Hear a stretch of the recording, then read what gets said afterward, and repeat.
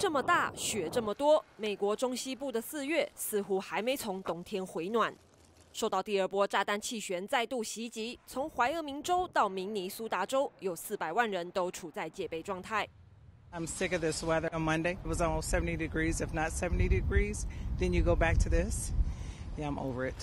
明尼苏达州北边的诺曼郡有座路桥的金属结构被暴涨河水和浮冰破坏，整座桥断成2半，有几条道路也出现积水阻断，交通因而关闭。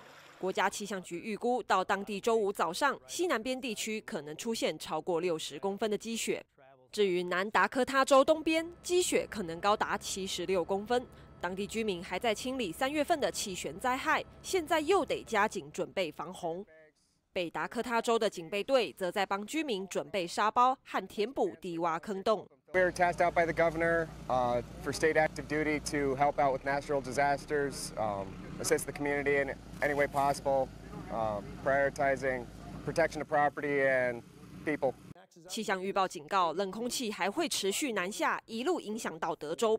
科罗拉多州则已经开始出现浓雾，预告即将变天。而丹佛机场为了安全起见，已经取消周3半数的航班。